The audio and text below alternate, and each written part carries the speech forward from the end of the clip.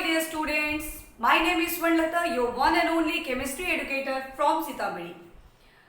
Sorry कल video नहीं जा पाई थी। आज हम लोग सॉल्यूशन चैप्टर के नेक्स्ट पार्ट में आए हैं, जिसमें हम लोग पढ़ेंगे बहुत ही important colligative properties. Colligative properties, this is very important topic of this chapter और मोस्ट प्रोबेबली जो क्वेश्चंस होते हैं वो इसी टॉपिक से रिलेटेड होते हैं।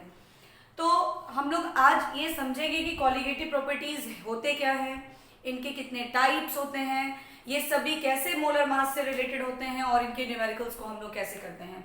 और जब ये एंड होगा तो फिर हम लोग एबनॉर्मल कॉलिगेटिव प्रॉपर्टी, यानी जब हम लोग इलेक्ट्रोलिटिक सॉल्यूट्स का यूज करेंगे तो क्या फर्क पड़ेगा उनके कॉलिगेटिव प्रॉपर्टीज पे, उसको पढ़ेंगे। तो इन सारी बातों को समझने से पहले कॉलिगेटिव प्रॉपर्टी है क्या, हम लोग उसको समझते हैं। कॉलिगेटिव प्रॉपर्टी का मतलब होता है the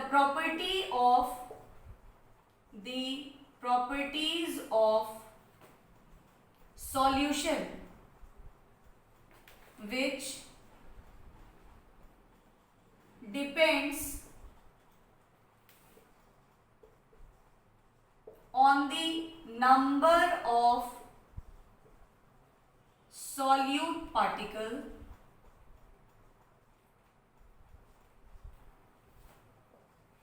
not on the nature of solute particle। ठीक है, किसी भी सॉल्यूशन की वैसी प्रॉपर्टी जो नंबर ऑफ सॉल्यूट पार्टिकल्स पे डिपेंड करती है। आप कह सकते हैं number of moles of solute particle, यानी जो Nb पे डिपेंड करती है, not on the nature of the solute particle, कि वो सॉल्यूट पार्टिकल कैसा है। तो हम लोग उसको कहते हैं colligative property, is called colligative properties. ठीक है, कितने तरह के ये कॉलिगेटिव प्रॉपर्टीज हैं जो कि नंबर ऑफ सॉल्यूट पार्टिकल्स पे डिपेंड करते हैं। तो there are 4 types of colligative properties. एक जो हम लोग ऑलरेडी पढ़ लिए राउल्ट्स लॉ में, by using non volatile solute, जिसकी वजह से जो सॉल्यूशन का वेपर प्रेशर है वो डिक्रीज कर जाता है, and that rises to the relative lowering in vapor pressure। This is the first colligative property। अब कैसे ये कॉलिगेटिव प्रॉपर्टी, क्यों इसको कॉलिगेटिव प्रॉपर्टी बोलेंगे, इसलिए क्योंकि ये number of moles of solute particle पे डिपेंड कर रहा है। तो हम लोग इसको प्रूव करेंगे, इसको हम लोग शो करेंगे कि कैसे ये number of moles of solute particle पे डिपेंड कर रहा है, and how we can determine the molar mass with the help of this colligative property. तो सेकेंड है हमारा elevation in boiling point. Elevation in boiling point. Third है हमारा depression in freezing point. और फोर्थ है हमारा ऑस्मोटिक प्रेशर।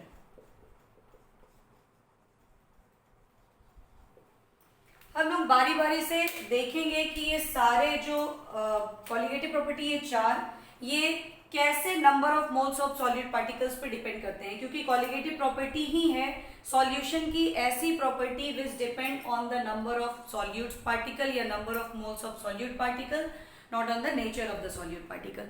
तो हम लोग सबसे पहला relative lowering of vapour pressure से इसको स्टार्ट करेंगे, और ये बहुत इजीली आप लोग समझ जाएंगे क्योंकि आप लोग राउल्ट्स लॉ को बहुत अच्छी तरह से कर चुके हैं। तो राउल्ट्स लॉ से ही relative lowering of vapour pressure जो है वो एक्सप्लेन हो जाएगा हमारा। तो हमारा फर्स्ट कॉलिगेटिव प्रॉपर्टी है relative lowering of vapour pressure. देखिए, हम लोगों ने राउल्ट्स लॉ के 2 केस पढ़े थे, एक जब बोथ कंपोनेंट्स आर वोलेटाइल और दूसरा when one of the component यानी सॉल्यूट इज नॉन वोलेटाइल। यहां हम लोग वही करने वाले हैं। जब हम लोग प्योर सॉल्वेंट को लेते हैं तो इसकी प्योर फॉर्म की वेपर प्रेशर होती है पीओ स्टैंडर्ड। अब इस प्योर सॉल्वेंट में, this is the pure solvent, अब इस प्योर सॉल्वेंट में हम लोगों ने क्या किया, कुछ नॉन वॉलेटाइल सॉल्यूट्स को मिला दिया, ऐसे सॉल्यूट को which are unable to form vapour, जो वेपर बना नहीं पाएंगे। तो ये क्या करेंगे, ये सप्रेस करेंगे सरफेस के पार्टिकल को टू इवेपोरेट, ठीक है। और दूसरी बात, इस सॉल्वेंट का पूरा पार्ट जो है, पूरा का पूरा कॉम्पोनेंशियल कॉम्पोजिशन जो है वो वेपर बना नहीं पाएगा, क्योंकि उसका कुछ पार्ट तो कैप्चर हो जाएगा इस सॉल्यूट से जो वेपर बना नहीं रहा है। तो ऐसे कंडीशन में क्या पॉसिबिलिटी होगी, this is the pressure for solution. ये प्योर सॉल्वेंट है और यहां जो प्रेशर लग रहा है दिस इज पीए स्टैंडर्ड, और यहां जो प्रेशर लगेगा ये क्या होगा, P. This is solution containing non volatile solutes, solution containing non volatile solute. हम लोगों ने क्या देखा, when non-volatile solute is added to pure solvent, some part of pure solvent is suppressed and also captured by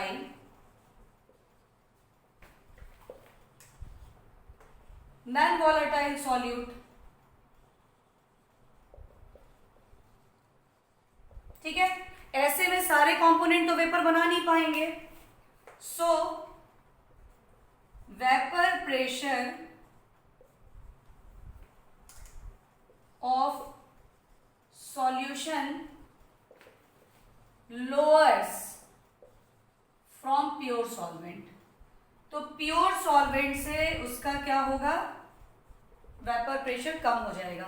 यानी जब ये pure form में था तो इसका वेपर प्रेशर ज्यादा था, और जब ये सॉल्यूशन हो गया नॉन वॉलेटाइल सॉल्यूट कंटेन करके तो इसका वेपर प्रेशर क्या हो गया, कम हो गया। This is called lowering in vapour pressure, this is called lowering in vapor pressure। I think यहाँ तक आप लोगों को तो बहुत अच्छे से समझ में आ गया, क्योंकि राउल्ट्स लॉ में बहुत अच्छे से ये क्लियर किया गया था। तो जब प्योर सॉल्वेंट में नॉन वॉलेटाइल सॉल्यूट को डाला गया तो वेपर प्रेशर ऑफ सॉल्यूशन की कम हो गई, क्योंकि सारे कंपोनेंट वेपर बना ही नहीं पा रहे हैं, उसमें कुछ कंपोनेंट ऐसे हैं जो वेपर फॉर्मिंग नहीं है, तो कम कंपोनेंट ही वेपर बनाएगा, ठीक है। और जब कम बनाएगा तो वेपर प्रेशर भी कम हो जाएगा। ऐसे में क्या होगी, there is lowering in the vapour pressure. और अब जब यहाँ पे राउल्ट्स लॉ अप्लाई होगा तो कौन सा अप्लाई होगा, Raoult's law for non volatile solute. और उसका एक्सप्रेशन हम लोग क्या देखे थे, हम लोगों ने देखा था कि according to Raoult's law for non-volatile solute, क्या हम लोगों ने देखा था, हम लोगों ने देखा था कि जो टोटल प्रेशर होगी सॉल्यूशन की वो अब वेपर प्रेशर ऑफ सॉल्यूट पे डिपेंड नहीं करके only depend upon the vapour pressure of solvent, P directly proportional to the mole fraction of solvent only. जो टोटल प्रेशर होगी सॉल्यूशन की that only depends upon the vapour pressure of solvent, vapour pressure of solvent, it means कि directly proportional to the mole fraction of solvent. जो कि सिर्फ vapour pressure of solvent पे depend करेगा तो mole fraction of solvent के proportional हो गया ये, that's why P is equals to PA standard XA। And हम लोगों ने इसको डिराइव भी किया था, इस एक्सप्रेशन को एक बार फिर से हम लोग देख लेते हैं। ये हो जाएगा PA standard 1 minus XB because XA plus XB is equals to 1। This is so simple, ठीक है। आगे हम लोगों ने इसको किया था, एंड वी विल फाइंड कि P is equals to PA standard minus PA standard XB, and therefore we will find it that XB is equals to PA standard minus P by PA standard. This expression, this is called relative lowering of vapor pressure, ठीक है ना, and this is equals to the mole fraction.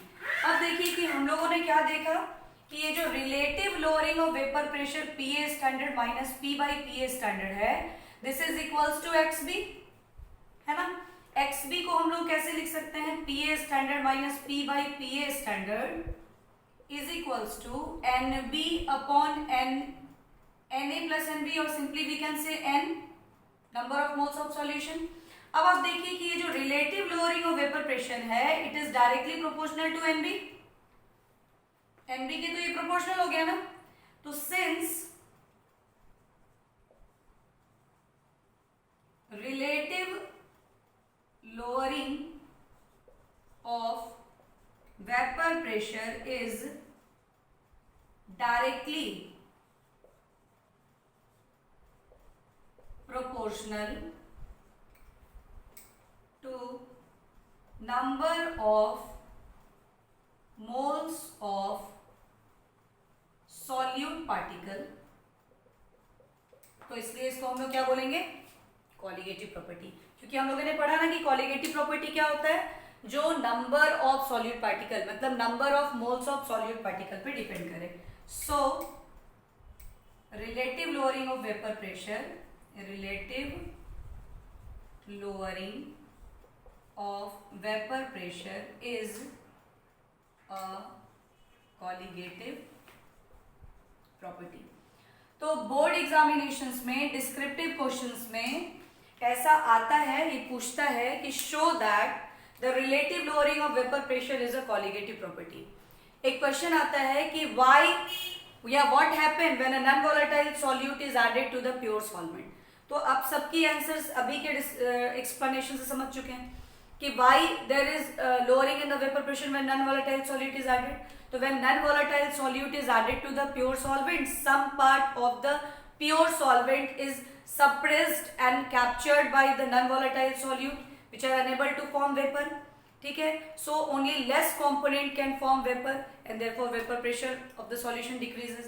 और अब ये क्यों colligative property है, तो because the relative lowering of vapour pressure is equals to the mole fraction of solute. It means it is directly proportional to the number of moles of solute, and any property of solution which depend upon the number of moles of solute is a colligative property. That's why it is a colligative property. अब इसी को हम लोग formula जो है उसको expand करते हैं, जिस बेसिस पे हम लोग इसके न्यूमेरिकल्स को करेंगे.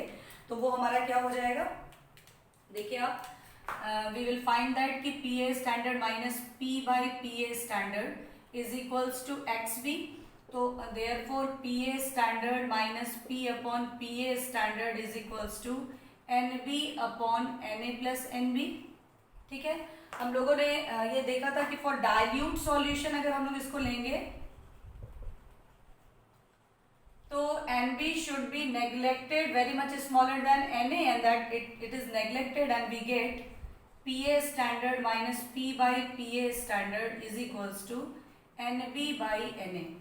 बट हम आप लोग को बोले थे कि ये जो डाइल्यूट और कंसंट्रेटेड वाला कॉन्सेप्ट जो आपको डिस्टर्ब करेगा, इससे बेटर है कि इसके आप न्यू फॉर्म को जो डिराइव ऑलरेडी मैंने इसके पहले वाले वीडियो में ही, इसके पहले से पहले वाले यानी कि पार्ट 7 के राउल्ट्स लॉ और इट्स न्यूमेरिकल वाले टॉपिक में जो है ना डिराइव किया है, और डिराइव करके इसी फॉर्मूला को, this formula is already derived as PA standard minus P, और ये PA स्टैंडर्ड रिप्लेस होके P हो जाता है, is equals to NB upon NA. This form of relative lowering of vapor pressure, this form of Raoult's law for non-volatile solute is applicable for all dilute and concentrated solutions। यानी यहाँ आपको कुछ neglect करने की जरूरत नहीं है ना, यहाँ आपको कुछ भी नेग्लेक्ट करने की जरूरत नहीं है। जो भी है ये इसी का एक डिराइव्ड फॉर्म है, बिल्कुल यही आपको है। यहाँ NB जो हम नेग्लेक्ट करके ये फॉर्म ला रहे हैं, ये नेग्लेक्शन करने की जरूरत हमको पड़ेगी ही नहीं, और हम इस इक्वेशन को डायरेक्टली इस फॉर्म में अप्लाई करेंगे, और जो भी नोन या अनोन डाटा है उसको हम लोग डिटरमाइन कर लेंगे। और अब आप अगर इसको देखते हैं तो मोलर मास अगर कैलकुलेट करने की बात आती है तो PA standard minus P/P is equals to NB आप क्या लिखेंगे, WB/MB, और NA आप लिखेंगे WA/MA, ठीक है। एंड देयरफॉर हमारा MB कैसे कैलकुलेट हो जाएगा for all dilute and concentrated solution. हमेशा ध्यान रखिएगा ये कि ये all dilute and concentrated solution के लिए अप्लाइड है, लेकिन ये वाला फॉर्म जब इस फॉर्म में लिखा जाएगा तब ये डाइल्यूट सॉल्यूशन के केस में होगा। तो MB हमारा हो जाएगा P इधर करके P WB/MA upon PA standard minus P into WA, ठीक है ना। इस तरह से हम लोग मोलर मास ऑफ सॉल्यूट को निकाल सकते हैं। और अगर आप इस फॉर्म को अप्लाई करेंगे तो फिर आप इसी को आगे कर लेंगे, PA standard minus P/PA standard WB/MB WA/MA, और फिर आप यहाँ से MB को कैलकुलेट कर लेंगे। तो ये क्या है ना कि आपको यहाँ पे डाइल्यूट का केस कंसीडर करके तब फिर बनाना होगा। ये फॉर्म कीजिएगा तो आप किसी भी फॉर्म में इसको अप्लाई कर सकते हैं। तो हम लोग एक दो न्यूमेरिकल्स इसका करते हैं, और हमारा ये फर्स्ट कॉलिगेटिव प्रॉपर्टी जो है, जो बहुत ही इजी था, ऑलरेडी हम लोगों ने राल्ड्स लॉ में पढ़ लिया था, तो वो कंप्लीट हो जाएगा। फिर हम लोग एलिवेशन इन बॉइलिंग पॉइंट को करेंगे। बहुत ही सिंपल फॉर्मूला बेस्ड क्वेश्चन है आपका, और बहुत इजीली आप लोग इसको कर सकते हैं। The vapor pressure of pure benzene at a certain temperature is 0.850। पहले जो डाटा आपको दिया हुआ होता है क्वेश्चन में and which is to be calculated, वो आप जरूर नोट कीजिए, तब आपको क्वेश्चन बहुत ही इजीली कैलकुलेट होगा। जब तक आप डाटा आइडेंटिफाई नहीं कर पाएंगे ना, क्वेश्चन कभी नहीं बन पाएगा। तो vapour pressure of pure benzene means what, PA standard, ये आपको 0.850 बार है। प्योर फॉर्म में जब है मतलब स्टैंडर्ड फॉर्म है इसका, है ना, एकदम प्योर, कोई भी इसमें कंपोनेंट और मिले हुए नहीं है।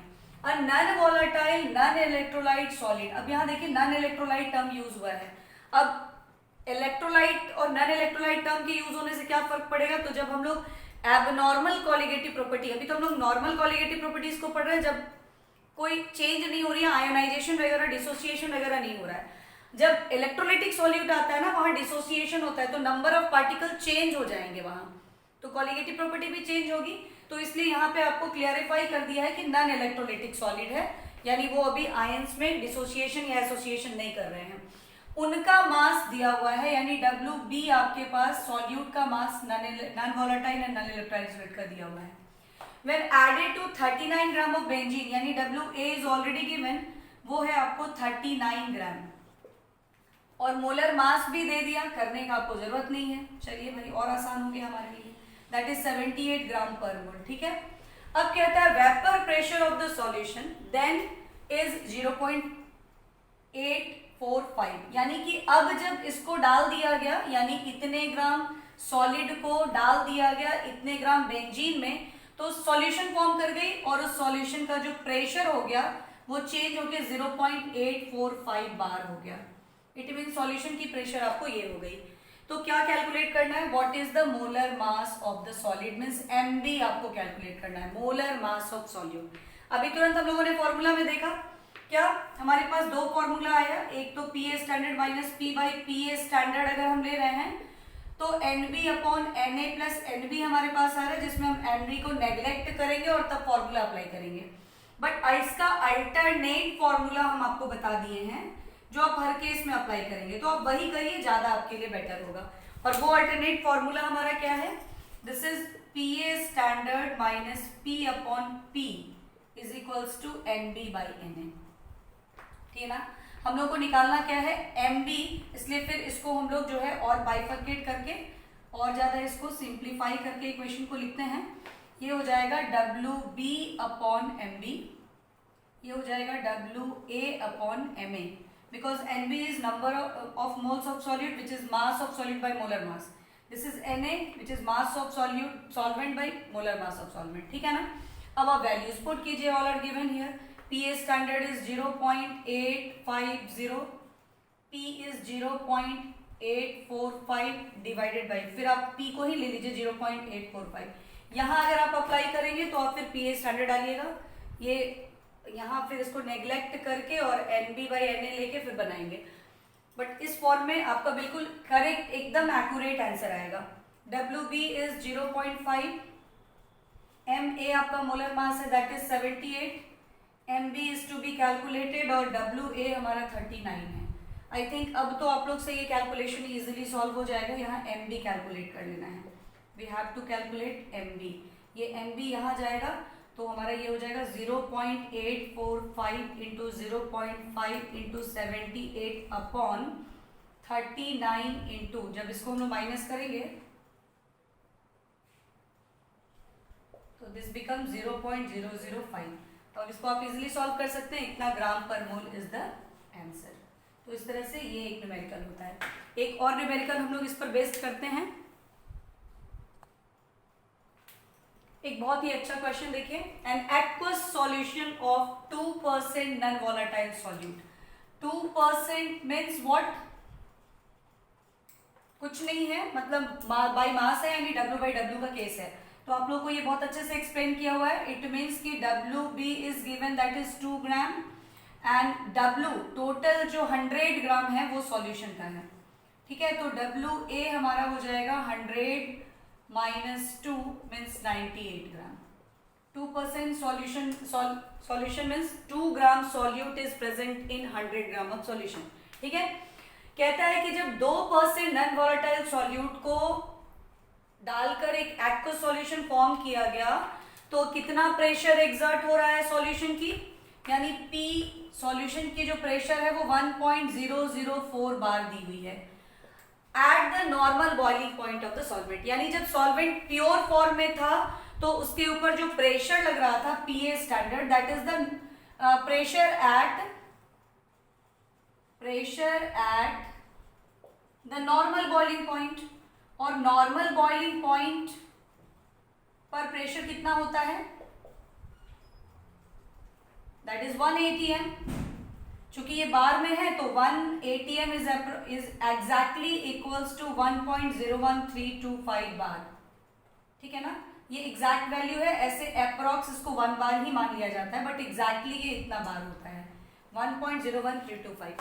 यानी जब किस वाटर का वेपर प्रेशर इतने बार के इक्वल होता है ना, तब वो बॉइलिंग पॉइंट होता है उसका, दैट इज 100 डिग्री। यानी जो बॉइलिंग पॉइंट पे जो प्रेशर होता है नॉर्मल बॉइलिंग पॉइंट पे वो 1.01325 है। देखिए बॉइलिंग पॉइंट और नॉर्मल बॉइलिंग पॉइंट में भी अंतर है, ठीक है।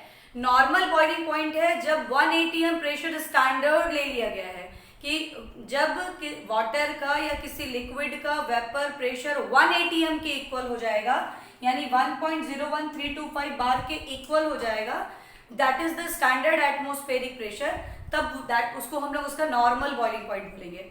और जब एटमॉस्फेरिक प्रेशर 1 atm से वेरिएबल होगा, कुछ और होगा, 2 atm, 1.5 atm, 5 atm ऐसा कुछ होगा, तो उस वक्त वो उसका बॉइलिंग पॉइंट होगा, क्योंकि बॉइलिंग पॉइंट वेपर प्रेशर के चेंज होने से चेंज हो जाएगा जगह जगह पर। तो नॉर्मल बॉइलिंग पॉइंट को हम लोग लिए हैं स्टैंडर्ड 1 atm प्रेशर को कंसीडर करके, जो बार के टर्म में इतना होता है।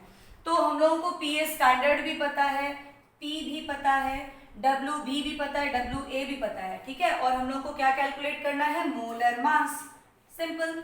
तो हम लोग फिर वही फॉर्मूला अप्लाई करेंगे, P A standard minus P by P A standard is equals to N B upon N A. यहाँ एन बी को नेग्लेक्ट कर देंगे डाइल्यूट सॉल्यूशन मान के, या इसको नहीं लगा के अभी जो हम आपको को बोले, अब क्या अप्लाई कीजिए, P A standard minus P by P is equals to N B by N A. This is applied for all dilute and concentrated solution.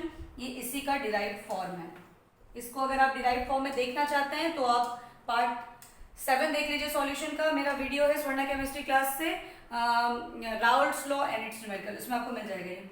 देखिए यहाँ पे पीए स्टैंडर्ड की वैल्यू आप डालेंगे 1.01325, पी की वैल्यू आप डालेंगे 1.004 डिवाइडेड बाई पी। अगर आप इसको अप्लाई कर रहे हैं फॉर्मूला को तो 004 is equals to N B means W B by M B, Na means W A by M A. Aqueous solution है सो वाटर, इसलिए यहाँ Ma की वैल्यू आप क्या लेंगे, वाटर का मोलर मास दैट इज 18 ग्राम पर मोल।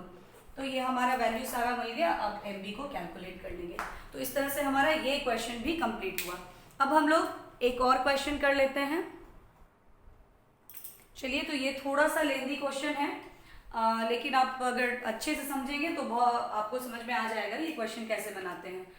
तो ये देखिए क्वेश्चन कहता है solution containing 30 gram of non volatile solute means WB is taken that is 30 gram. Non volatile solute है यानी कि आपको राउल्ट्स लॉ का second case relative lowering of vapour pressure ही यूज होगा। Exactly 90 gram of water, WA यानी आपको 90 ग्राम है, और चूंकि वाटर है सॉल्वेंट तो मोलर मास तो 18 ग्राम ही होगी, ठीक है। उस वक्त वेपर प्रेशर सॉल्यूशन की कितनी हो जा रही है 2.8 kilo pascal. So this is the data given at 298 kelvin. अब कहता है कि further when 18 gram of water is then added, अब इसी सॉल्यूशन में 18 ग्राम वाटर और ऐड कर दिया गया, यानी अब जो WA हमारा हो गया दैट इज 90 प्लस 18 108 ग्राम, ठीक है। और to the solution added to the solution and the new vapor pressure become means WB अभी उतना ही है, सॉल्यूट में कोई चेंजिंग नहीं की गई, सॉल्यूट आपको 30 ग्राम ही है, ठीक है। और सॉल्वेंट जो है वो थोड़ा और, वाटर को थोड़ा और ऐड कर दिया गया, यानी 108 ग्राम वो हो गया। तो मोलर मास में भी कोई चेंज होगा नहीं, दैट इज 18 ग्राम, क्योंकि वाटर ही एज अ सॉल्वेंट है, सॉल्यूट भी उतनी ली गई। लेकिन चूंकि सॉल्वेंट का मास चेंज हुआ है तो सॉल्यूशन की वेपर प्रेशर थोड़ी सी बढ़ गई, ठीक है, दैट इज 2.9 किलो पास्कल। अब आपको क्या कह रहा है, मोलर मास ऑफ सॉल्यूट यानी कि आप Mb को कैलकुलेट करें, और दूसरा वेपर प्रेशर ऑफ वाटर यानी प्योर वाटर पीए स्टैंडर्ड को भी कैलकुलेट करें। अब देखिए यहाँ पे दो अननोन डाटा है आपके पास, तो आप दो काम कर सकते हैं, या तो आप इसको 2 वेरिएबल्स में सॉल्व कर दें, या तो आप इस क्वेश्चन को 2 वेरिएबल में सॉल्व कर दें। दो इक्वेशन आपके पास बनेगा, उसमें 2 वेरिएबल्स के फॉर्म में उसको x y मान के आप बना लीजिए। या आप ऐसा कीजिए कि चूंकि इसमें जो सॉल्यूट यूज हो रहा है वही सॉल्यूट इस सॉल्यूशन में भी यूज हो रहा है, जो सॉल्वेंट इसमें यूज हो रहा है वही सॉल्वेंट इसमें यूज हो रहा है, तो अगर सॉल्यूट सेम है तो सॉल्यूट का मोलर मास भी दोनों केस में सेम ही होगा, और अगर सॉल्वेंट भी सेम है तो उसका वेपर प्रेशर स्टैंडर्ड स्टेट में यानी प्योर फॉर्म में भी सेम ही होगा। तो आप ऐसा कर सकते हैं कि इसका एक इक्वेशन बनाइए, इसका एक इक्वेशन बनाइए, Mb इस केस में लेके आइए एक्सप्रेशन, Mb इस केस में भी लेके आइए एक्सप्रेशन, दोनों इक्वल है, क्योंकि Mb जितना इसका होगा मोलर मास, अगर आपके पास मान लीजिए कि यूरिया एज अ सॉल्यूट है तो यूरिया का मोलर मास इस सॉल्यूशन में आप लीजिए या किसी और सॉल्यूशन में लीजिए, मोलर मास तो फिक्स्ड ही होता है ना, तो Mb तो सेम ही होगा ना, तो आप वैसे करेंगे वो ज्यादा इजीली आपसे सॉल्व हो जाएगा, ठीक है। अगर आप दो इक्वेशन 2 वेरिएबल्स में करके बनाएंगे ना तो थोड़ी प्रॉब्लम हो जाती है, वो थोड़ा लंबा कैलकुलेशन होता है। हम लोग को ऐसा करना है कि हम लोग फास्ट कैलकुलेट कर ले इसको, ठीक है।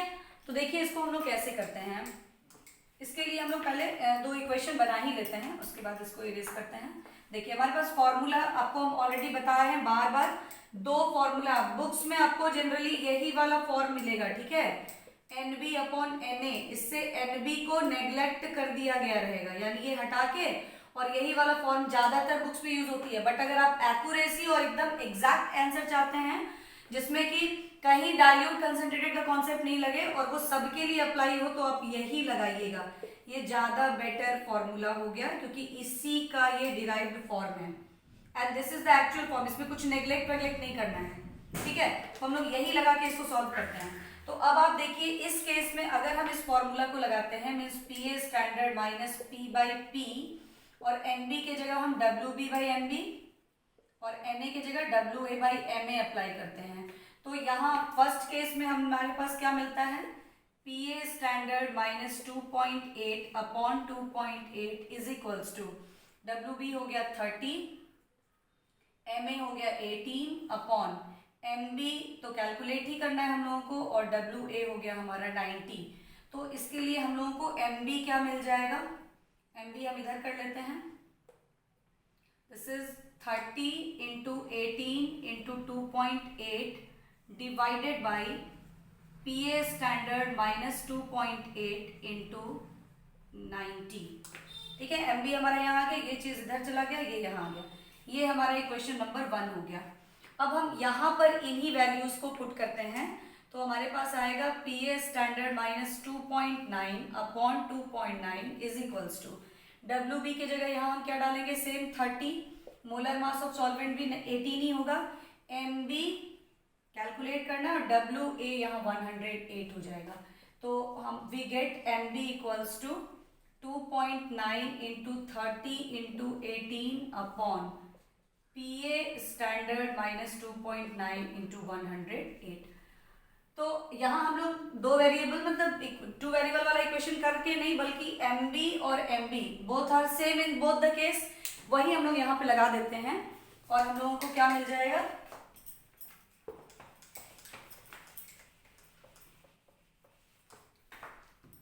हम लोगों को क्या हो जाएगा, क्योंकि 1 इज इक्वल्स टू 2 है, equation 1 is equals to equation 2 हो जाएगा हमारा, क्योंकि MB ही दोनों को इस केस दे रहा है। तो हम अब यहाँ से 30 into 18 into 2.8 upon PA standard minus 2.8 into 90 is equals to 2.9 into 30 into 18 upon PA standard minus 2.9 into 108 apply करेंगे। देखिए आपका 30 18 तो ऐसे ही कट रहा है, उसके बाद आप इसको बहुत इजीली सॉल्व करके PA स्टैंडर्ड की वैल्यू ले आएंगे। ठीक है, तो PA standard means vapour pressure of water हमारा मिल गया। और अब क्या करेंगे, आइदर इस इक्वेशन में, इसमें या फिर आप इसमें, किसी में भी आप PA स्टैंडर्ड की वैल्यू पुट कीजिएगा, you will get the value of MB। तो ये बहुत आसानी से इस तरीके से बन जाएगा। नहीं तो आप वैसे ही कीजिएगा, ये इसको एक इक्वेशन मानिएगा, इसको दूसरा इक्वेशन, और फिर 2 वेरिएबल्स में जैसे सॉल्व करते हैं वैसे कीजिएगा। बट आई थिंक कि उससे ज्यादा बेटर आपको यही पड़ेगा, इस तरीके से आप कीजिए। MB बोथ केस का सेम ही होगा, आप दोनों इक्वेशन को इक्वल करके और फिर आराम से PA स्टैंडर्ड यहाँ से कैलकुलेट कर लीजिए। ये आपको किस फॉर्म में आ गया, देखिए थोड़ा सिंपलर हो गया, 2.8 upon PA standard minus 2.8 into 90 is equals to, ये हो गया आपको 2.9 upon PA standard minus 2.9 into 108। एक मिनट, थोड़ा सा इसको सही करते, जगह कम, थोड़ा सा स्पेस कम हो गया है। 2.8 upon PA standard minus 2.8 into 90 is equals to 2.9 upon PA standard 2.9 108। इसको अब आप सॉल्व कर लीजिएगा, आपका इक्वेशन सॉल्व हो जाएगा। तो इस तरह से ये सब कुछ relative lowering of vapour pressure के न्यूमेरिकल्स हैं। तो आप लोगों को अगर ये अच्छा लग रहा है वीडियो क्लास सीरीज, तो प्लीज इसको लाइक से सब्सक्राइब करते चलिएगा। और अब नेक्स्ट जो हमारा टॉपिक होगा वो होगा elevation in boiling point. Bye.